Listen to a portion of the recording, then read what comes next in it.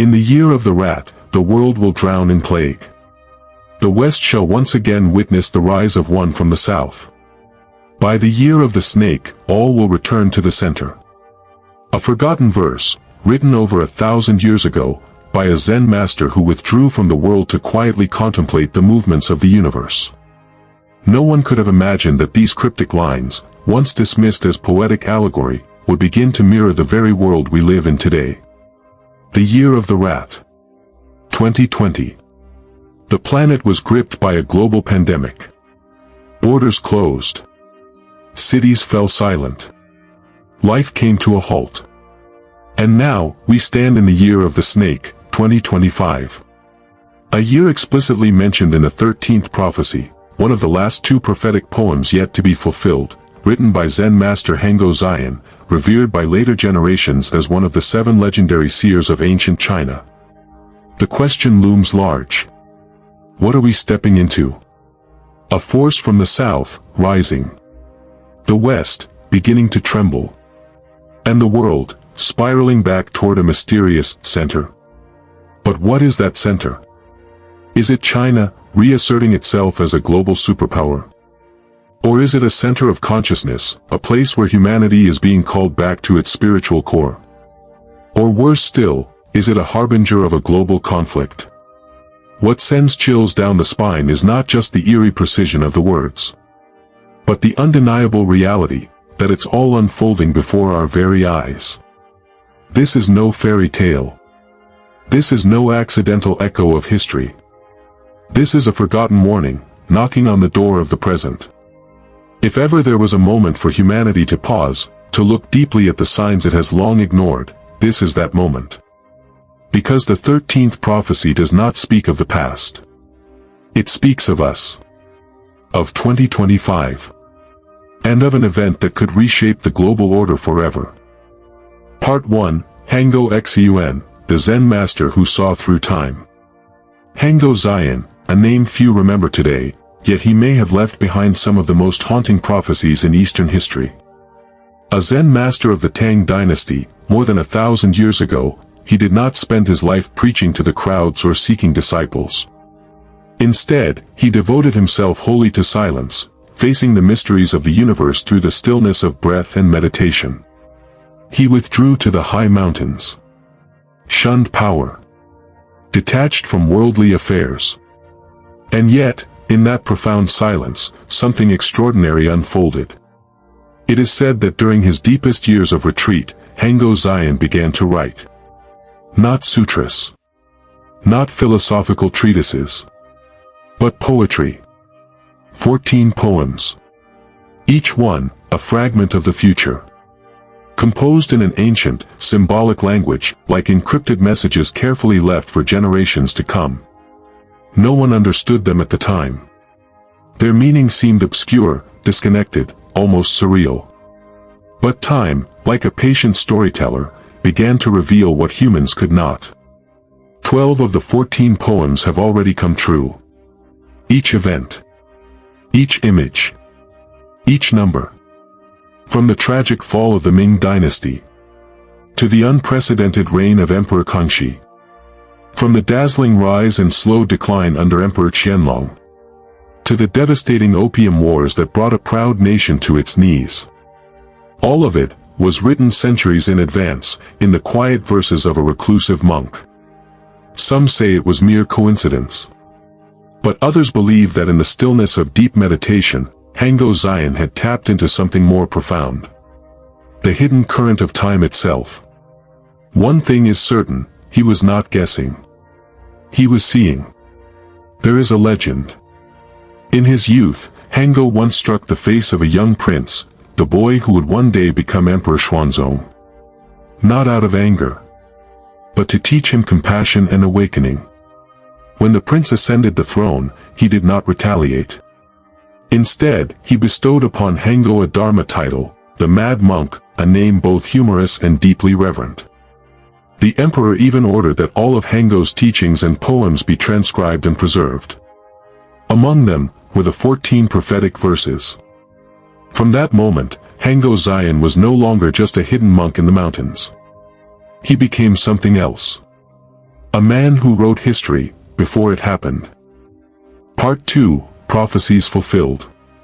History is usually written after events have occurred. But in the case of Zen master Hango Xiun, it seems history was already penned, long before it began.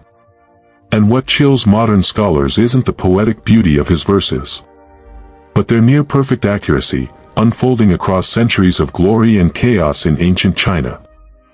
Prophecy 1, the Sun, the Moon, and the Fall of a Dynasty.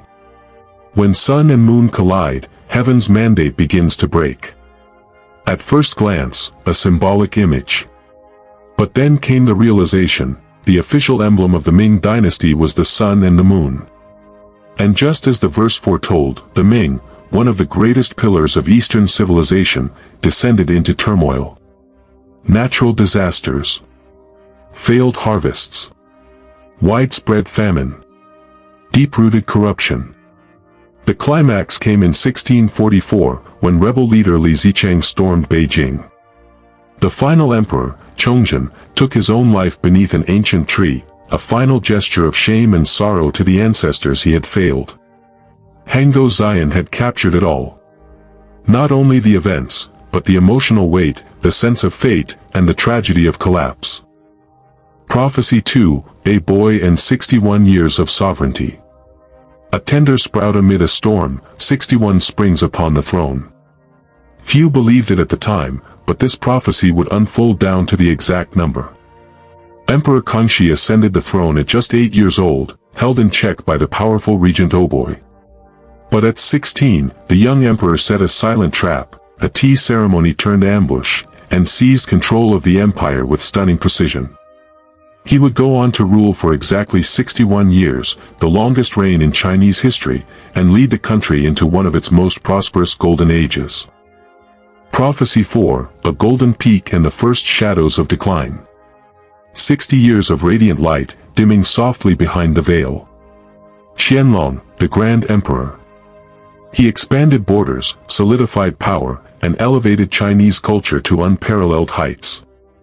He vowed to rule only 60 years, out of respect for his grandfather Kangxi. In 1795, he abdicated, but continued to govern behind the scenes for 4 more years, until his death in 1799. What followed his brilliance was darkness. And just as the poem warned, the glory of an empire was only the final flare before decline. Prophecy 5, the heavy red dragon and the descent into chaos. In the year of the red dragon, the dragon's breath sinks into the earth. 1796, the year of the dragon in the Chinese calendar, the same year Emperor Zheqing came to power. And with his reign, began the true unraveling. Internal rebellion exploded, notably the White Lotus Rebellion. Corruption festered. The people suffered. Meanwhile, the West, especially Britain, surged ahead through the Industrial Revolution, while China clung stubbornly to isolationism, resisting change. A darker storm was coming. Prophecies 9 to 12, the collapse beyond redemption. White smoke coils by the river docks, and the seas no longer remain pure. It was opium, smuggled under the guise of trade by the British. In 1839, imperial official Lin Zexu destroyed more than 20,000 chests of opium, triggering the First Opium War. China was defeated and forced into humiliating treaties, ceding territory, opening ports, and paying reparations. Hango Xiun had foreseen it all. The signs. The consequences. The chain of events that would lead to the total disintegration of imperial China. 12 poems, 12 warnings, 12 ominous confirmations. At this point, few could dismiss it as coincidence. A man who lived 1,000 years ago had written, in poetry, what we would only witness centuries later. Now, only 2 poems remain unfulfilled. And one of them is the 13th prophecy. The one that speaks of the year 2025. Part 3, returning to the 13th prophecy, unpacking the meaning of 2025. In the year of the rat, the world will drown in plague. The West shall once again witness the rise of one from the South. By the year of the snake, all will return to the center. This is no longer a vague verse hidden in a dusty book of ancient poetry. This is a living prophecy, awakening in the very era we now inhabit. When scholars first analyzed Zen master Hango Xiun's 13th poem, skepticism abounded. Could a short, cryptic stanza truly contain the fate of the world? And then came 2020. The year of the rat, in the eastern zodiac. And the world, truly drowned in plague. A microscopic virus swept across continents, silencing cities and taking millions of lives. Economies collapsed. Human activity froze. Not since World War II had the planet come to such a complete halt. The first line of the prophecy had been fulfilled, with chilling accuracy. And now, as humanity steps into 2025, the year of the snake, all eyes turn anxiously to the poem's remaining lines. The West shall once again witness the rise of one from the South. A deceptively simple phrase, yet brimming with geopolitical, cultural, and spiritual implications. One, who, or what, is the one from the South? Global analysts have proposed many interpretations. Nations like India, Indonesia, and Brazil, powerful members of the Global South, are rising in technological and economic influence, challenging the long-held dominance of the West. Grassroots movements in the Southern Hemisphere, driven by post-colonial self-determination and cultural resurgence, are reclaiming their place in global discourse. Or perhaps it refers to a shift in consciousness, where spiritual traditions from the East and South, such as mindfulness, non-duality, and inner awakening, begin to challenge the materialist foundations of Western civilization. In this light, the South may not merely be a compass direction, but a symbolic turning point in humanity's evolution. 2. What does it mean to return to the center? By the year of the snake, all will return to the center. A final line, brief, but unnerving. But what is the center? Geographically, it could point to China, historically known as the Middle Kingdom, now reasserting its place on the world stage. Philosophically, it could signal a return to core human values, a spiritual homecoming, as the world grows weary of division, materialism, and war. Or, more ominously, it could mean that the chaos, the rise and fall, the struggle for dominance, are all converging toward a final confrontation, a new world order, or even a global war. And this prophecy doesn't stand alone. From Nostradamus in the West to Jean Dixon, who predicted a great spiritual upheaval in the 2020s, many seers across time and culture seem to circle the same crossroads. The year 2025. 3. What are we truly standing before? History has its quiet years. And then there are years when a single day changes everything. 1914, the outbreak of World War I. 1939, the rise of fascism and the start of World War II. 2001, the collapse of the Twin Towers. 2020, the world paralyzed by a pandemic. And now, 2025 approaches, with a prophecy still unfolding. Are we on the brink of a new power rising? Or on the edge of a final, world-shaking storm?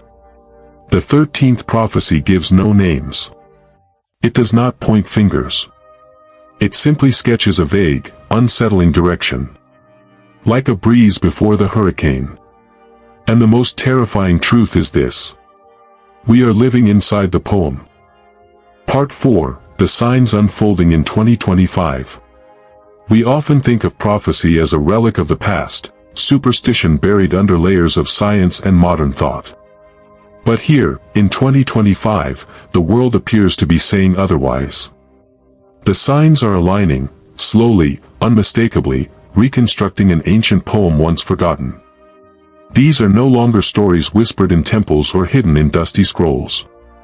They are headlines, global disruptions, and the collective anxiety of our age. 1. The global order is fracturing. Across every power center, from Washington to Brussels, from Moscow to Beijing, one truth is becoming inescapable. The old rules no longer apply. War and conflict are no longer distant threats, they are daily realities. Tensions in Taiwan, escalation in the South China Sea, and unending violence across the Middle East. Old alliances are wavering, NATO faces internal divisions, while the European Union wrestles with rising populism from within. Meanwhile, nations of the global south, from India to Brazil, are rising, demanding a new voice, a new place on the global chessboard. Is this the force from the south the prophecy warned us about? 2. Climate change has become the new normal. Global temperatures are breaking records year after year. Once in a century, storms now arrive every few months. The melting poles threaten to push sea levels past the point of no return.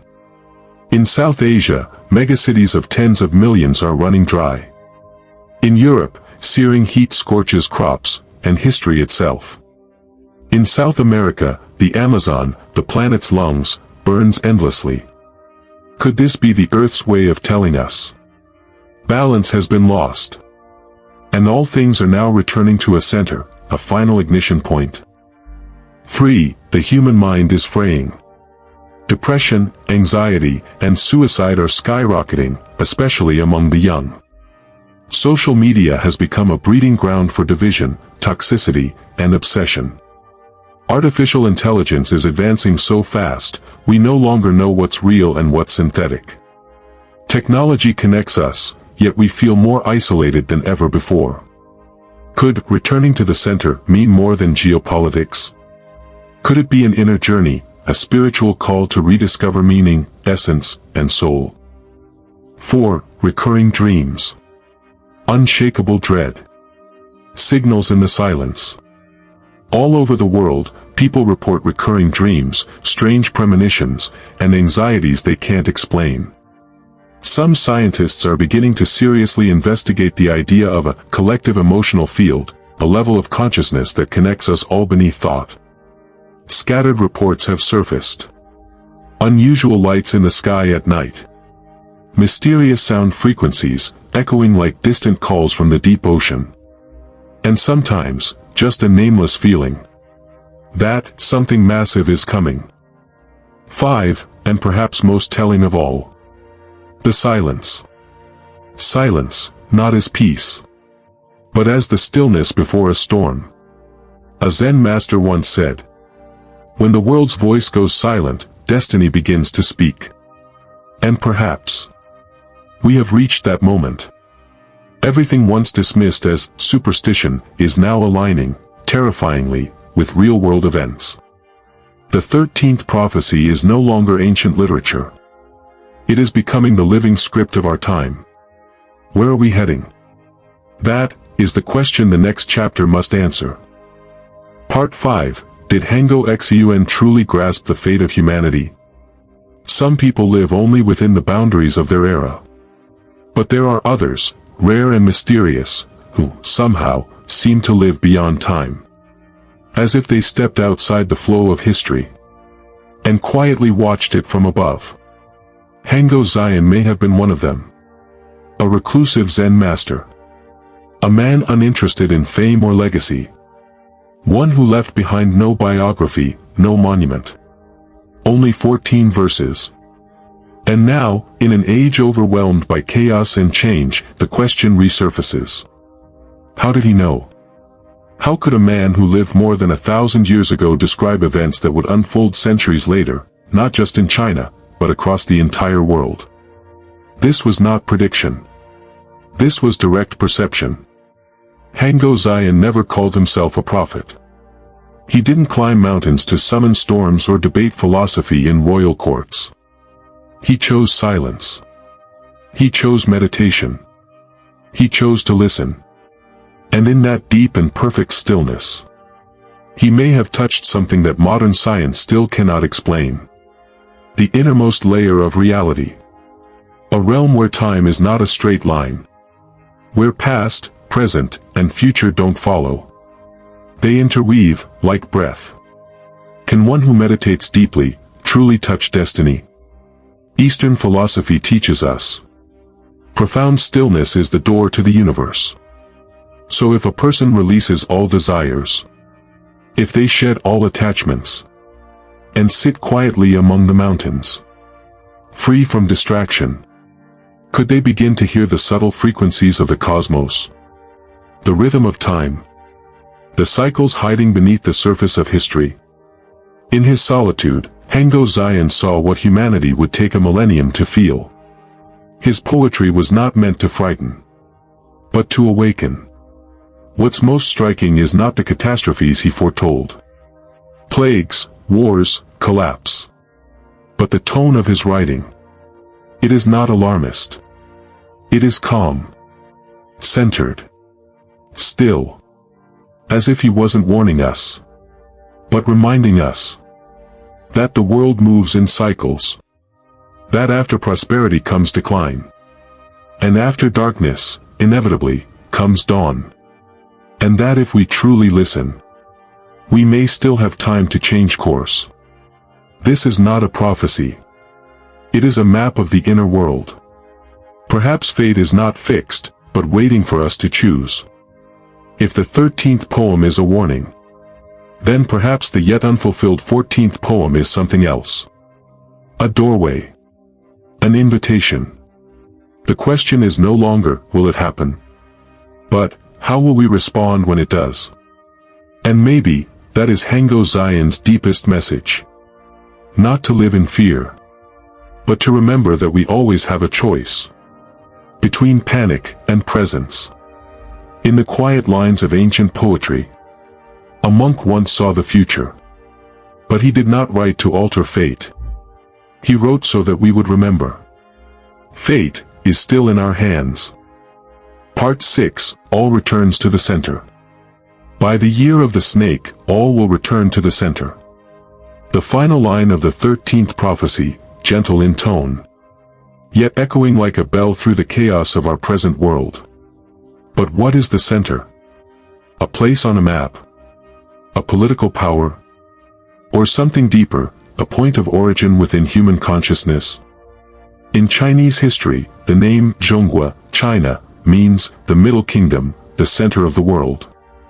But perhaps the center that Hango Xiun spoke of does not lie on any map. Perhaps it lies within us. The center is where humanity must return. In an age of relentless progress, of soaring technologies and expanding ambition, we've gone far. Far from nature. Far from each other. Far from ourselves. And now, as the world fractures under the weight of war, pandemic, and mental collapse, a quiet question arises. What have we lost in the race to move forward? Perhaps returning to the center is not a step backward, but a return to balance. A place where we are called to awaken, before we plunge into the abyss. The center is awareness. The center is choice. The center is responsibility, asterisk asterisk. The world did not fall into chaos by accident. We let it happen. And that means, we can bring it back. 2025 may be a turning point. But a turning point is not the end. It is a pause, a single breath, in which the future of humanity stands still and decides which way to go. What comes next must be asked of those who come after. Hango Xiun. He saw it. He wrote it. He left the signs. The rest is up to us. You are standing at the center of this age. And every choice begins with you. If the 13th prophecy is a door, then you, the one hearing these words, are the key holder.